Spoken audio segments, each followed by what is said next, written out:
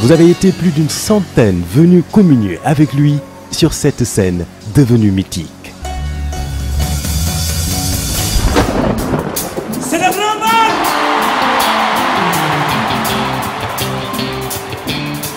De tous les coins et recoins du monde, le sourire, la bonne humeur, les préparatifs commencèrent.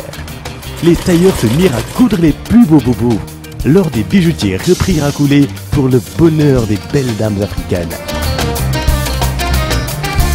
Vos cris de bonheur et d'exaltation feront monter les décibels. Les solos de guitares électriques se feront plus lancinants. Les danseurs tourbillonnant au rythme infernal des tambours africains. Tandis que la voix atteindra des octaves jamais égalées. Grâce à vous, l'ambiance sera encore extraordinaire. La fête sera grandiose. Bougez, tirez, chantez, dansez. Vous, Youssou N'Dour, le Super Étoile et Bercy, c'est déjà 17 ans de bonheur partagé. Merci.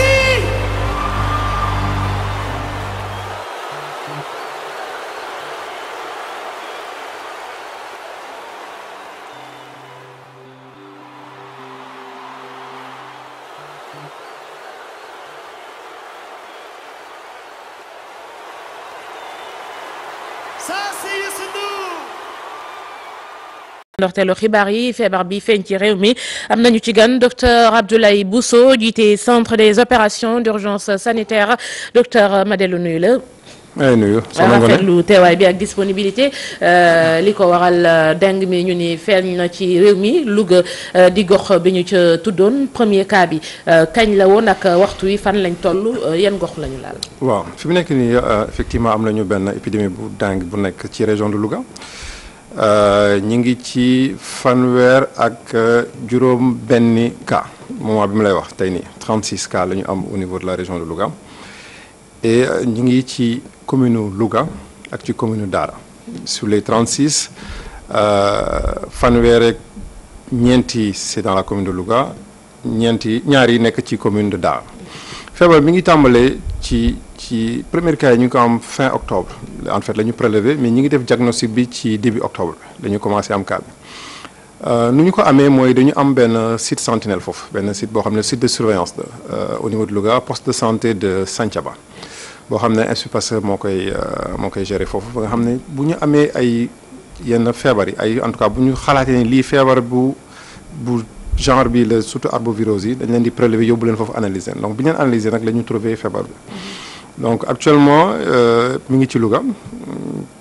malade yi nga xam ne ñëpp dal na leen comme ni ko professeur waxee cas yu beneen la du ay cas yu grave donc ñu si bëri wér nañu donc cas bi ñu am du dengue bi nga xam ne dafa nekk dengue hémorragique bi nga xam ne dafay reyaate et di ainsi aussi comme ni mu waxee du lu bees si Sénégal dengue yàgg na fi Sénégal et épidémie bu mujj 2009 la woon boobu Ndakaaru la te amoon nañ plus d'une centaine de cas donc du feebar boo xam ne nit yi war nañ ci tiit nañu dal xel ci feebar bi feebar boo xam ne mi ngi ci àdduna bi moom lañ naan les maladies réémergentes dafa am ay feebar yoo xam ne dafa commencé waat génn et bu ñu jàppee ci àdduna presque nañu am presque 400 millions de cas chaque année dans le monde te am na lu ëpp 128 pays lu ëpp téeméer ak ñaar fukk ñetti dëkk ci àdduna bi yoo xam ne dinañ ko am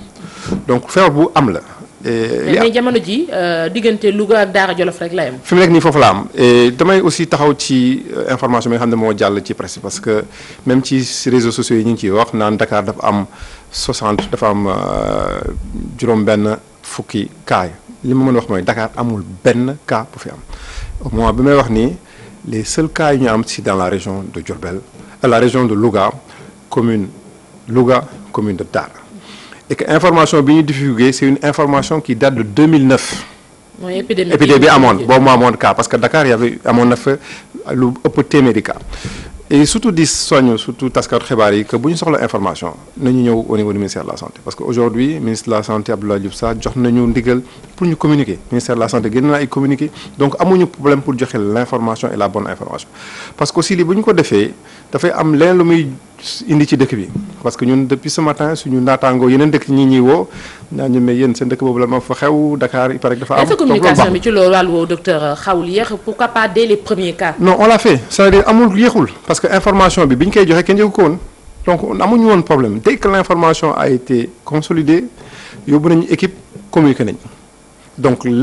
information bi génn tey c'est après notre communiqué donc amul problème donc information au niveau du ministère nëbbuñu ko parce que information boo xam ne non seulement jox nañ ko population bi mais aussi jox nañ ko organisation mondiale de la santé donc information bi génn na suñu dëkk loolu rek pour wax ni amul lenn loo xam ne ministère de la santé dina ko nëbb ci wàllu feebar bi. feebar bi wax nañ ko cas de dengue yu bari moo am moo tax xëy na ñenn ñi tiit et puis ñu bari tamit xamuñu feebar bi nee ngeen bi fi nekk garaawul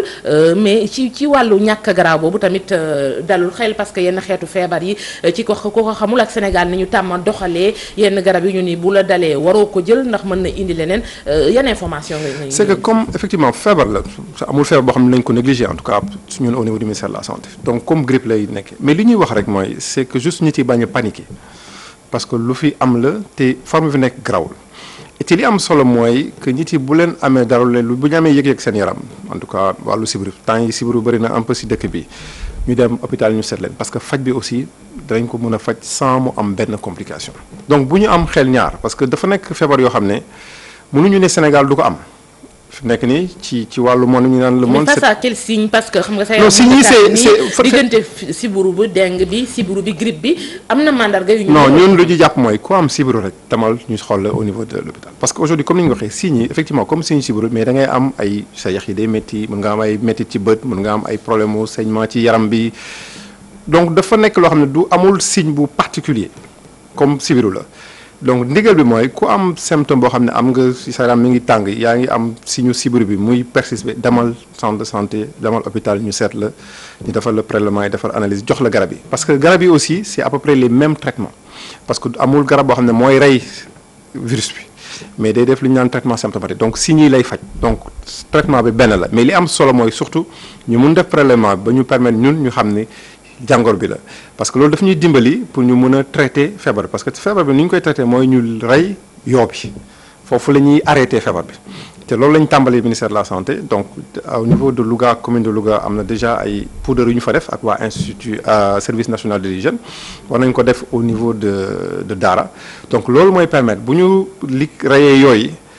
pour mun a. mais foofu Louga entre Louga Daara yan béréb ngeen saupoudré noonu fan la ñu jox. c'est dans la commune de Louga bi lañ jël. commune de Louga et bi ñu ko defee am nañu retour boo xam ne en tout cas ñi nekk à Louga ils ont senti que effectivement dafa mel ni dëkk yi amatul yow mais loo xam ne dañ koy renouveler waat parce que loolu moo ñuy permettre ak surveillance épidémiologique bi ñuy def pour ñu mën xam nag feebar bi tee nañ ko ak nombre de cas yi parce que tous les jours man fi mu nekk nii à temps réel avec Institut Pasteur dina am chaque cas bu ñu diagnostiqué rek dinañ ko jot. donc ça nous permet nous surveiller ko beneen wàllu aussi professeur Bernard mi ngi koy tudd aux populations bi parce que aussi nañu def de telle sorte que lépp li nga xam ne day indi yoo bi fu muy màggee fu muy multiplier ñu dindi ko donc fépp fu am ay taataa ndox ci biir kër yi boo amee ay ndaa fu ñuy def ndox ay panne yu def ndox ñu koy ëpp parce que boo ko bàyyee noonu yoo bi daf fay màggee. ci plat yooyu di nekk ci suufu kubéer. voilà fleur donc yeeg yooyu ak ci fleur yeeg yooyu aussi yooyu ñooy nekk zone yoo xam ne fa la yoo bi di màggee donc bu ko nit yi aussi participer ci loolu ci xeex ce qu'on appelle les vecteurs ça va aider très rapidement ñu mën a contenir épidémie. mais ci wàllu est-ce que par exemple souvent fi gis nañ ni nit ñi tam am nañ seen ay pexe pour yoo yeeg yooyu yoo bi indi dengue ak bi indi sibiru pexe yooyu mën na ko faat wala moom. même pexe même stratégie bi la ñuy utiliser. c'est-à-dire que pompe yeeg moustiquaires yi même si effectivement yoo bi day màtte bëccëg donc xam nga mënoo sol moustiquaire di dox ci bëccëg bi donc li am mooy sol ay yére yu gudd aussi boo amee aussi ay pommade répellant yoo xam ne ñu ko utiliser mais stratégie bi ñuy utiliser presque ci wàllu xeex sibiru moom la ñuy utiliser ci wàllu dengue bi. li am solo daal mooy bu ñu nit yi inquiété wu franchement bu ñu inquiété wu si wàllu dengue bi ministère de la santé actuellement mi ngi jël mesures yi nga xam ne ñu ngi war sur le terrain am na équipe yu fa nekk examen laboratoire yi dans les heures lañ koy am équipe yaa ngi sur place service d'hygiène yaa ngi sur place les moyens pour le moment sont disponibles pour ñu xeex ko et am nañ yaakaar bu baax que fii ak ay fan incha allah dinañ ko mën a téye maintenant li am mooy du nekk loo feebar boo xam dañ naan dañ koy dindi ci dëkk bi donc mun na ñëwaat. mën na aussi génn ci yeneen région kooku aussi bu mu ñu bett mais li am solo surtout mooy suñu réew mooy ñu xam ne am nañu système de santé boo xam ne am na capacité pour moo xam dina mën a détecter rapidement. mais professeur xëy na fii ak décembre mu deñ yan ñoo mën a jouer ci climat bi xëy na pour dindi prolifération. non déjà comme ni mu waxee c'est après l'hivernage donc il y a beaucoup de am na espace yoo xam ne fa la moustiques yi mën a évoluer donc ñun aujourd'hui stratégie bi rek mooy xeex loolu ak service national de l'hygiène et bu ñu ko defee stratégie yooyu balaa décembre mën nañu régler problème bi. mais en termes d'anticipation est-ce que yéen a ngi ciblé yeneen zone au niveau de Dakar. mais tout à fait parce que aujourd'hui du ngeen xaar xëy na ba feebar. non du ñu xaar parce que y a les bassins de rétention donc aujourd'hui y avait déjà une stratégie au niveau de ces bassins de rétention de faire des traitements mais aujourd'hui ak cas bi am effectivement Louga am nañu ñu am une réflexion effectivement ak action yoo xam ne war nañu ko mener sur les autres même autres régions yi nga xam ne amaguñu fa cas pour mën a traiter surtout les bassins de rétention maintenant yoo xam ne ñu ngi am na ñu mën a laaj bi nekk Grand Yoff effectivement c'est un grand bassin donc yooyu yëpp dina am ay action incha allah yu ñu ci def pour anticiper en tout cas pour mooy am problème bi incha allah voilà. ci wàllu jokkoo tam feebar bi mi ngi fi cas yi plus de 30 mais am na ñoo xamante ne ba léegi amuñu ci xibaar parce que ñenn ñi comme vous dites nekkuñu ci réseaux sociaux yi wala yenn yi mais est-ce que yéen a ngi xalaat tam ci jokkoo bi comme ni ñu ko gisee ci wàllu Ebola ay communiquer pour gars yi changement de comportement pour bañ feebar bi. tout à fait communication bokk li ma ñëw fii aussi ci la bokk donc ci wàllu Louga am na une stratégie bu fa am boo xam ne communication bi nga am envers les populations am na ay rajo yu fa nekk am na ay télévisions yu fa nekk il y a les radios communautaires aussi donc tous les services de communication du ministère de la santé au niveau de la région médicale ci district yi ñu ngi ci liggéey parce que dafa am solo communication bi kon ko wax et au niveau national aussi ñu ngi essayer le maximum pour communiquer essayer sensibiliser nit yi donc wàllu communication bi ci wàllu bu am solo la parce que ci réponse bi la bokk parce que du suñu côté rek il faut que aussi population bi ñu mën a aussi participer pour que ñu mën a arrêter feebar bi li mu gën a gaawee. ci ki nga xamante ni ñaan nañu ko am na feebar traitement bi wax nga ko palu yi ñoom ñooy yam xëy na yenn garab yi pour ñu seen joore dootul ginnaaw quoi qu'il en soit au niveau des hôpitaux jël ngeen yooyu yëpp en charge. parce que bon du ma nee jënañ parce que il faut que effectivement boo ñëwee dinañ la seet dañ la prescrire ces médicaments du ma ne garab ku fa dem dañ lay faj gratuitement dañ la ko prescrire mais garab yi nga xam ne ñooy faj mbir bi du garab yu cher donc c'est les classiques dafa boo demee presque pharmacie bu ne am na conseil sax yoo xam ne pharmacien mën nañ la ko jox ci yenn traitement yi maintenant li am mooy am na vaccin quand même boo am na vaccin boo xam ne génn depuis daaw mais du vaccin boo xam ne dañ koy utiliser pour le Sénégal OMS dafa ne vaccin boobu nañ ko jagle dëkk yi nga xam ne feebar ba dafa bëri parce que di nga gis dëkk yoo xam ne dina am ay junni cas ba pare am ay ñu fay dee ñu bëri donc vaccin bi ñi nga xam ne dëkk yoo xam ne feebar ba dafa bëri ba am ñu fay dee ñu bëri ñooñu lañ ko digle mais pour le moment pour Sénégal étape bi ñu toll soxlawuñu vaccin c'est dans les pharmacies ou... non c'est pas encore disponible. c'est pas encore disponible. kon daal mesure ci wàllu prévention gën a xool wàllu cet gi. moo ci mën a aar. incha allah tout à fait. moom la ñu doon dalal kon docteur Abdoulaye Bousso directeur centre des opérations d'urgence sanitaire ci feebar bi di dengue kon feeñ ci réew mi Louga ak Daara Jolof kon waxtu wi plus de 30 cas mu ci doon indi ay leeral ak mesures yi nga xamante ni moom la ñu ci war a def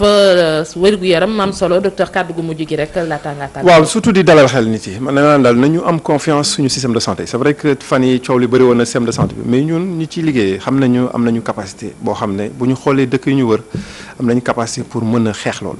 dafa nekk feebar yoo xam ne du fi jug dina ñëwaat peut-être yeneen dina ñëw mais li am solo mooy ñu xam ni am nañu capacité boo xam ne mun nañu leen teel a gis te mun nañu leen faj te incha allah dinañ ko defee te ñu respecté aussi conseils yi jàppale ñu et puis di communiquer bu baax.